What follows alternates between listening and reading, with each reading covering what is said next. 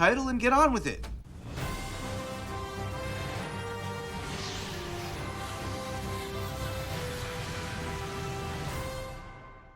Greetings, humanoids.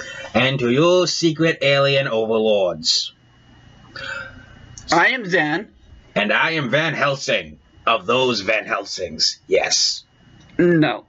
Sure, let me have my delusions, okay? Fine.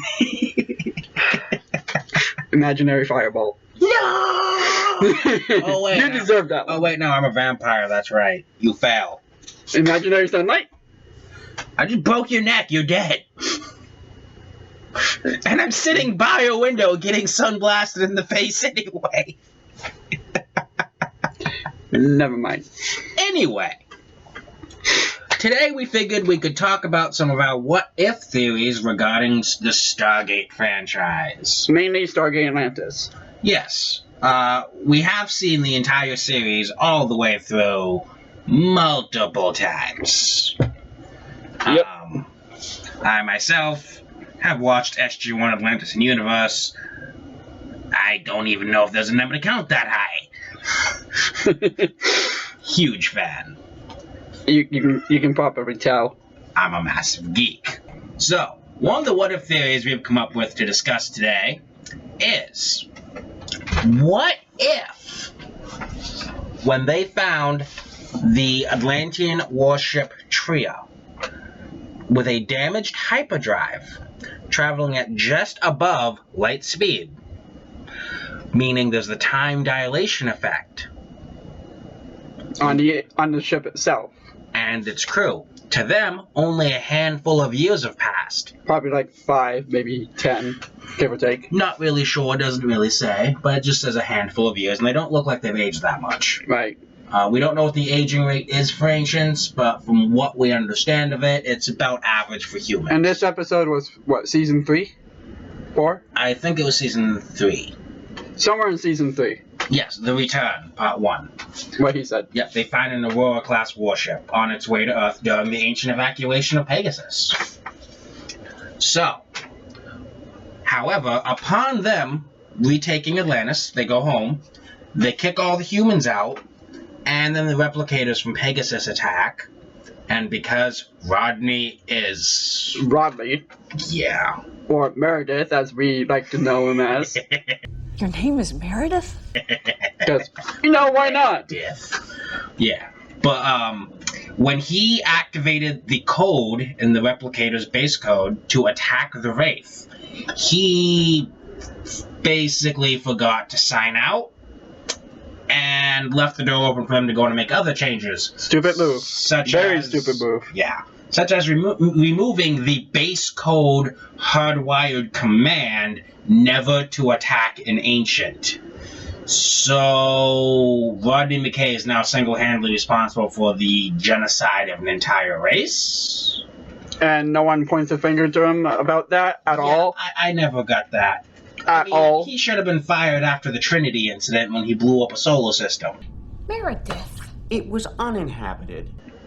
At least it was uninhabited. I mean, yeah. Anyway, the point is, so the ancients were all killed off in Atlantis, and then the humans, the Tauri, retook it. So the what-if theory states, what if they did not Kick the Tauri expedition off of Atlantis? And what if we instead became allies? As we all know, in SG-1, the Asgard named us the 5th race. You are the 5th race. Your role is clear. If there is any hope in preserving the future, it lies with you and your people.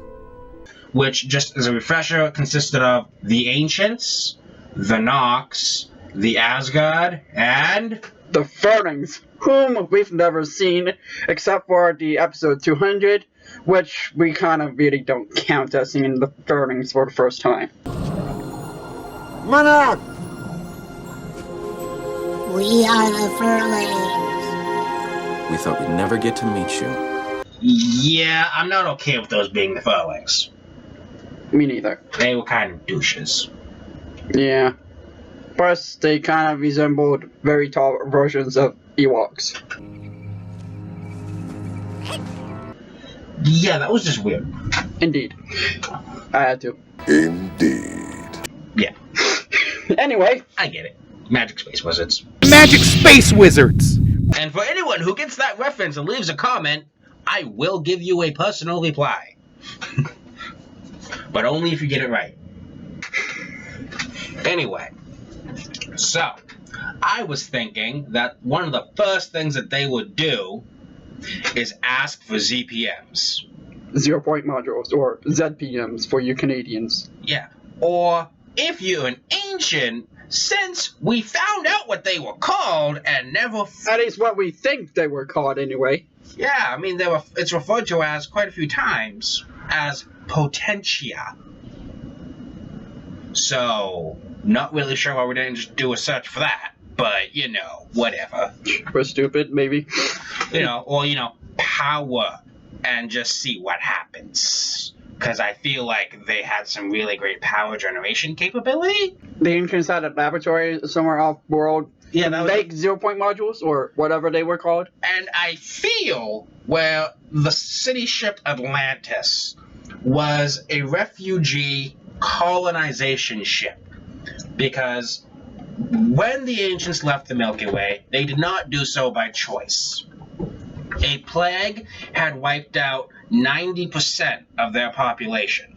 Give or take. The survivors had to physically de-evolve because they were much closer to ascension at that point. They had to physically de-evolve to get away from the plague because the plague had been geared towards the higher evolution state.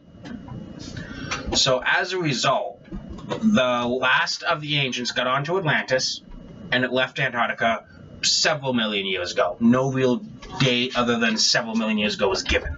Right. So yeah. Yes. So I have difficulty in believing that the ancients didn't have some kind of manufacturing capability on Atlantis for colonization efforts. That's what Atlantis was supposed to be. It was supposed to be a colony in and of itself to set up colonies. While being at the same time a giant fucking warship. Well, it wasn't really designed for war, but it was more than able to handle itself in a fight. True. The ancients were not stupid. It had a huge hyperdrive, wormhole capability drive, as we saw last episode. That was experimental. Even though it was experimental, they had the capability. Yeah, it's not really practical for ships the size of Atlantis, but for something the size of the Daedalus. They had drone bays in multiple areas of the city. Yeah, you got medium, light, and heavy drone launchers, as well as pulse defense weapons, plasma cannons. The Asgard's plasma beam weapon, one of the most powerful weapons the Tari currently possess, is based off the ancient pulse defense weapon, which is a scary thought. Indeed. The pulse defense weapon, its power is kind of contingent upon how much power is dumped into it. So if you augment an Aurora-class warship with a 0 point module, you'll just turn the pulse defense weapons, an Aurora-class has many, into multiple plasma beam weapons. Think about that for a minute. Just think, the pulse defense weapons are an anti-fighter weapon, and you just turn them into an offensive weapon for capital ships. How many of them are there? On an Aurora-class vessel. You're fucked. Basically. But no, the theory that we're going off of right now is what if we had allied with the ancients instead? And we were friends, and we introduced ourselves as part of the Great Alliance, instead of, yeah, we're that ship from that planet, the last time you heard of us, we were eating in caves and poking each other with sticks.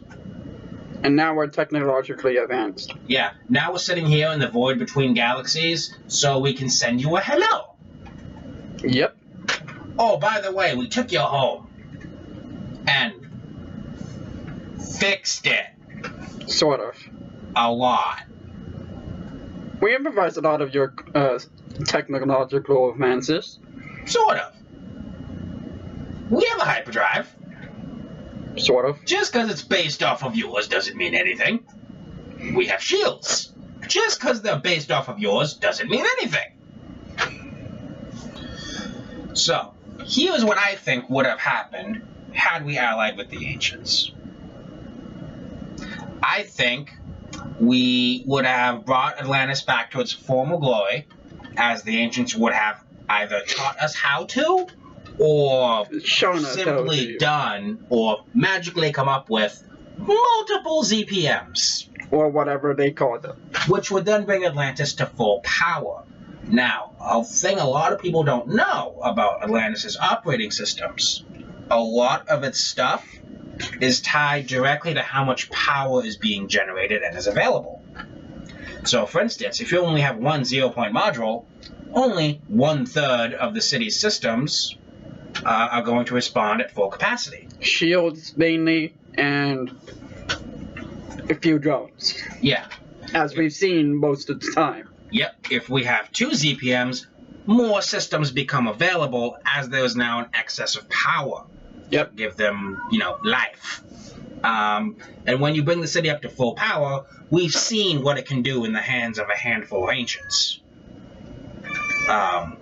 They successfully held off for over 10 years, under several hundred feet of ocean, an entire galactic armada. Don't mind the cat. Yeah, just that's Kitty. I didn't get to name him. That's Not my cat. It's my girlfriend's cat. But anyway, yes, I have a girlfriend, amazing as that is. Anyway. No, so we all know how powerful Atlantis can be when fully charged and at full power. Even with 2 ZPMs, it took on an enhanced Wraith Hive, which had several ZPMs powering I it. thought it was only one. No, he had a good chunk of what Todd had stolen. For the record of those who don't understand, we are referencing the series finale of Stargate Atlantis, Enemy at the Gate, in which Todd the Wraith... Remember the super hive that was going to Earth, which made it, by Yeah. the way? Todd the Wraith, he had gotten his hand on approximately a dozen or so ZPMs from Osiris, the replicator from Pegasus, Homeworld, Oh, yeah. before its destruction. One of his underlings betrayed him.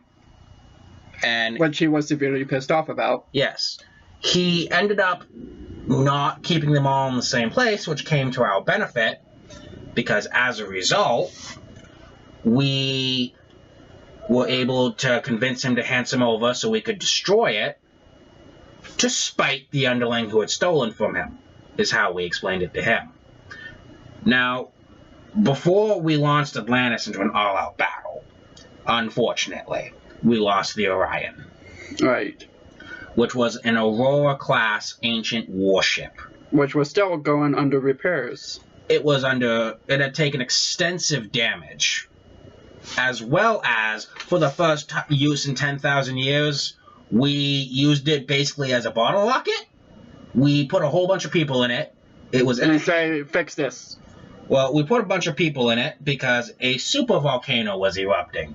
So, there's ash and stuff everywhere, and the hanglets then got covered by magma, so we couldn't open the doors. So, instead of, I don't know, going somewhere or trying to run it, or just basically survive until the Daedalus showed up, because it was on its way, we have the bright idea, let's shoot it out of a super volcano! God, that was just stupid.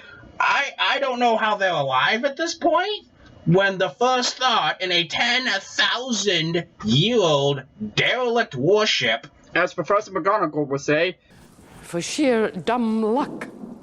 Yes, Rodney McKay managed to bring partial shields online. The shields were nowhere near capacity.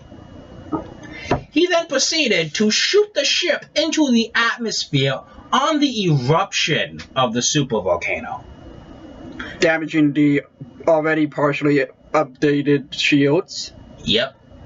Partially. Completely wiping them out. No shields left. And then managed to fire the hyperdrive for approximately 2 seconds. Just enough to get them away from the volcanic planet. Yep. And then they kind of just drifted, though. Now, this was okay as the Daedalus had just shown up. So that ship blew up because Zelenka rather vehemently opposed using the Orion in this conflict, stating flat out it was not combat ready. Even a single warship can hold off a couple of Wraith hives with little to no problem, as even with basic shields and minimal weapons, it took out an entire hive on its own while under fire from 2. Yep.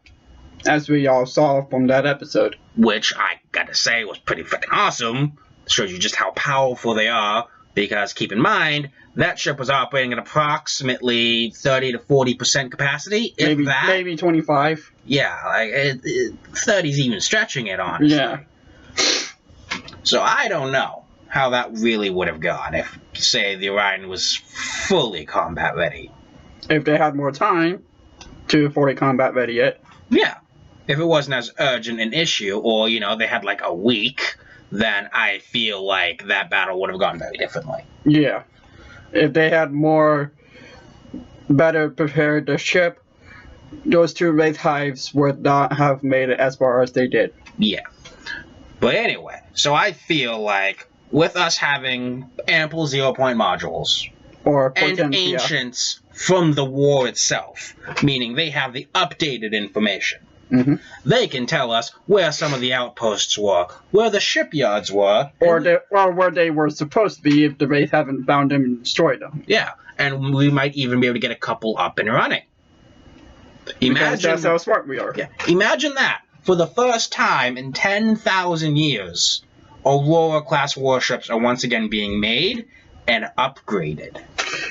And that's all we have for today. So if you want to like and subscribe, press that red button and press the bell for a notification if you want to follow us.